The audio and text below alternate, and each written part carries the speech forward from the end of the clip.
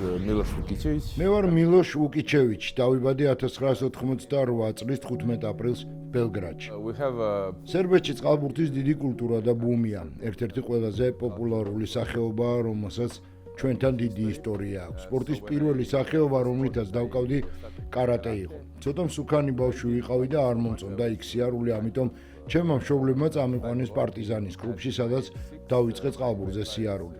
არც იქაური ვარჯიშები მხილავდა, მაგრამ სხვა გზა აღარ მქონდა და იძულებით მიწევდა ვარჯიში. იქ დავრჩი 12 წლამდე, მერე კი ომი დაიწყო და ჩემი ქვეყანა იბომბებოდა. ერთადერთი აუზი, რომელიც ღია იყო ქალაქის ცენტრში მდებარეობდა და მამაჩემს იქ დავყავდი და მოხვდი გუნდში, რომელიც არ იყო ძლიერი, მაგრამ ყავდა შეკრებილი ძალიან კარგი თაობა. იქ გავიცანი საოცარი ადამიანები, რომლებთანაც დღემდე მეგობრობ და დღემდე ერთად მოვდივართ. იმ ასაკში გავხდით 5 გზის ჩემპიონები. აი ამის მერე დაიწყო და შეიცვალა ჩემი დამოკიდებულება წყალბურთისადმი და იქიდან მივხვდი, რომ ეს სპორტი ჩემი ცხოვრების მთავარი საქმიანობა უნდა ყოფილიყო. ეს იყო პერიოდი, როცა ჩემს ქვეყანაში ომი მიმდინარეობდა და ყველაფერი იბომბებოდა. ბავშვები ვიყავით და არ გვესმოდა, რატომ და რისთვის ხდებოდა ეს. სკოლაში არ დავდიოდი და სანამ განგაში სიგნალი არ ჩაირთვებოდა, იქამდე ვცდილობდით ქუჩაში ყოფილიყავით. მერე კი გავრბოდით და ვიმალებოდით. ქვეყნისთვის ძალიან ცუდი პერიოდი იყო. ბევრი ხალხი დაიღუპა, თუმცა ჩვენ ამას ვერ ვაცნობიერებდით და მოგწონდა ის, რომ სკოლაში არ დავდიოდით და ბევრი თავისუფალი დრო გქონდა. დღეს წყალბურთი ჩემი სამსახურია და ბევრი მიმართულებით ძალიან დიდი დახმარება გამიწია და ამ დახმარებაში მხოლოდ ფინანსური მხარე არ იგულისხმება. to feel it like it could be my actually job. დამეხმარა სხვადასხვა ქვეყანაში თამაშს კარგი ადამიანების გაცნობაში და მომცა ყველაფერი. ყველგან ჩემს ოჯახთან ერთად დავდივარ, რომელიც ძალიან გულშემატკივრობს და საქართველოშიც, რა თქმა უნდა, მათთან ერთად ვიმყოფები. ამიტომ კვლავ მინდა, რომ აქ ვითამაშო და ვაკეთო ის საქმე, რაც ჩემთვის ძალიან მნიშვნელოვანია. დღევანდელი გადასახედიდან, რომ შევხედოთ მეტის გაკეთება შემეძლო, რადგან ერთ-ერთი გამორჩეული ტალანტი ვიყავი 17-18 წლის ასაკში ჩემს ქვეყანაში. მაგრამ საშინლად არ მომწონდა სავარჯიშო პროცესი. კარგად თამაშობდი, თუმცა არ მიყვარდა ვარჯიში. ამ განწყობაზე იმანაც იმოქმედა, რომ 18 წლის ასაკში ავსტრალიაში გასამართ მსოფლიო ჩემპიონატზე გასამგზავრებელთა სიიდან ამომშალეს და შესაბამისად არ მომეცა ეროვნულ ნაკრებში თამაშის საშუალება. ეს იყო ყველაზე ცუდი მომენტი ჩემს კარიერაში, რადგან ძალიან ძვირად დამიჯდა შეგუება ამ გარემოსთან. თან აღარასოდეს გამოუძახები ვარ ეროვნულ გუნდში, ამან კი ხელი შემიშალა, რომ უკეთესი კარიერა მქონოდა. თუმცა მქონია ბევრი კარგი მომენტიც და ერთ-ერთი ასეთი Red Star-თან ერთად სერბეთის თასის მოგება იყო, მით უმეტეს, რომ მაშინ გუნდის კაპიტანი ვიყავი. წარმოიდგინეთ, ამ გათამაშებაზე აუთსაიდერები ვიყავით და მართლაც სასწაული იყო ჩვენი გამარჯვება. არ შემიძლია სიტყვებით გადმოგცეთ ის ბედნიერება, რასაც მაშინ განვიცდიდი. დღესაც მაქვს კარგი და ბედნიერი მომენტები. საქართველოში ჩემს ოჯახთან ერთად ვარ და თამაშობ გუნდში, რომელიც უმაღლესი მიზნებისთვის იბრძვის. ბევრი კლუბი მინახავს, მაგრამ აპოლო განსაკუთრებულია ბევრი მიმართულებით, რადგან აქ კლუბის წევრების მიმართ განსხვავებული დამოკიდებულება. ხელმძღვანელობის მთავარი ამოცანაა ყველა იყოს კმაყოფილი და ბედნიერი, რათა სათანადო დონეზე აკეთოს თავისი საქმე. ჩვენც ვცდილობთ მაქსიმუმი გავიღოთ კლუბისთვის და დარწმუნებული ვარ ამას მონპელიეში გასამართ ტურნირზე დავამტკიცეთ. The people from the club are always there for us. ამის თქმის საფუძველს ის ისმაზრებს, რომ გუნდში ერთმანეთისადმი ძალიან კარგი განწყობა და დამოკიდებულებაა. აქ გავიცანი ახალი ადამიანები, რომლებმაც წყალშიც და მის გარეთაც თავიანთი ადგილი დაიმკვიდრეს ჩემ ცხოვრებაში. ამასთან ძალიან მეხმარება ის გარემოება, რომ ჩემი მეუღლე ბედნიერია აქ ყოფნით. ჩვენ ორი შვილი გვყავს, 2 წლის და 9 თვის და ფუნქციებიც კარგად გვაქვს გადანაწილებული.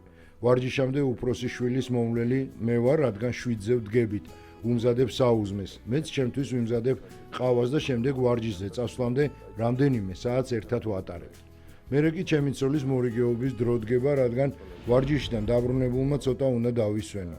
გვიყვარს აქაურობა, კარგი ხალხია, ამასთან ჩვენ საცხოვრებელ ადგილთან უამრავი გამწვანებული სივრცეა, ბევრი ბაღი და სკვერია კალათბურთის და ფეხბურთის მოედნებით. ბევრს ვსეირნობთ, ბედნიერები ვართ და როცა ჩემი ოჯახი ბედნიერია, მეც სხვა აღარაფერი მჭირდება. ძალიან მნიშვნელოვანია, რომ ჩვენ ერთი რწმენა გვაქვს. ერთად ავღნიშნავთ რელიგიურ დღესასწაულებს. ჩვენ სერბებს მიგვაჩნია რომ მორწმუნეები ვართ და ეს ასეც არის, მაგრამ ქართველებში ეს რწმენა განსაკუთრებულად გამოკვეთილად იგრძნობა.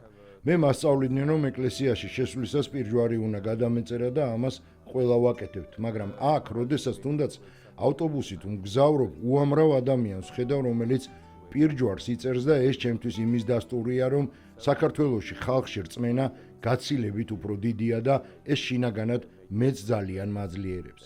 ცოტა გვიჭირს ქართულ ენასთან შეგუება, რადგან რთული ენაა და ეს ბარიერი ჯერჯერობით კიდევ არსებობს. თუმცა ვარჯიშებზე და თამაშის პროცესში არა, რადგან ჩვენი ორივე მწვრთნელი საუბრობს სერბულ ენაზე, მაგრამ ამის მიღმა მიჭირს სიტყვების შესწავლა და გაგება. თუმცა რამდენიმე სიტყვა მაინც ვიცი. გამარჯობა, ხუთი იმიტომ ვიცი, რომ ცურვის ან დავალების შესრულების ამოწურვამდე, როცა 5 წამი რჩება, გვაფრთხილებენ მწვრთნელები და ეს მარტივად დავიმახსოვრე, რადგან ვიცი, რომ მალე დასვენების საშუალება მომეცემა.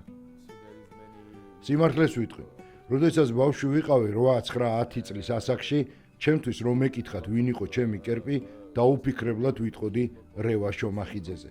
მე მახსოვს მისი თამაშები, როგორ ეფექტურად და მაღალ დონეზე აკეთებდა ყველაფერს და ძალიან დიდ დაბეჭდილებას ახდენდა ჩემზე. მინდოდა რომ მას დავმსგავსებოდი. თამაშის მსვლელობისას მისგან იგრძნობოდა თავისუფლება. საოცრად აკეთებდა ყველაფერს და მიმაჩნია რომ ყველა დროის საუკეთესო ცენტრალური თავდამსხმელია. დღეს მასთან ერთად ბევრ დროს ვატარებ და ბევრს ვესაუბრები, რადგან ეს ჩემთვის ძალიან მნიშვნელოვანია. ასევე დიდი წყალბურთელი იყო დმიტრი სტრატანი, თუმცა მას აქამდე არ ვიცნობდი. დღეს ძალიან კარგი ურთიერთობა გვაქვს, რომელიც ნდობაზეა აგებული. მან კარგად იცის, როგორი დამოკიდებულება უნდა კონდეს ჩემთან. ზოგჯერ ზეწოლის ქვეშ მომყოფებს, ზოგჯერ პირიქით, თავისუფალი ქმედების საშუალებას მაძლევს და მეც ვცდილობ ჩემი საუკეთესო მხარეები გამოვავლინო. ჩემ ასაკში ბევრი კარიერას ასრულებს, მაგრამ რეზულტატი მაძლევენ იმის რწმენას, რომ კიდევ შემიძლია ბევრის გაკეთება და დამტკიცება. წინ მნიშვნელოვანი თამაშები გველის. ვერ ვიტყვი რომ გაგვიმართლა ამ ჯგუფში მოხვედრით, რადგან ძალიან ძლიერი გუნდებია, მაგრამ თითოეული ჩვენგანი სრული კონცენტრაციით ემზადება თებერვლის ტურნირისთვის, მით უმეტეს რომ ვიცით ძალიან რთული შეხვედრები გველის. ჰონვედსაც, პრიმორიესაც და ბოლონიასაც იგივე მიზანი აქვს, რაც ჩვენ. წარმატებით გამოვიდნენ ამ 4 ტურნირზე, ამიტომ მარტივი თამაშები არც ჩვენ გველის და არც მათ. ჩვენ დავიმატეთ 2 ძალიან მაგარი წყალბურთელი და ეს გვაძლევს იმის თქმის და ფიქრის საშუალებას, რომ წარმატებით გამოვიდეთ ამ ტურნირზე. საბერძნეთში გამართული პირველი ევროთასის შემდეგ გულშემატკივრებს ჩვენში ნდობა გაუჩნდა და ირწმუნეს, რომ ჩვენ მარტივად არავის არაფერს დაუთმობთ. ჩვენს თავს ვალდებულად ვგრძნობთ, რომ ბოლომდე დავიხარჯებით, რადგან ამ ხალხს უყვარს წყალბურთი, უყვარს აპოლო და მთელი გულით გქომაგობს, რაც ჩვენთვის ძალიან მნიშვნელოვანია. ეს ერთიანობის ნიშანია და ეს ერთიანობა არა მხოლოდ აპოლოს, არამედ მთლიანად ქართულ წყალბურთს ჭირდება. Hopefully it will last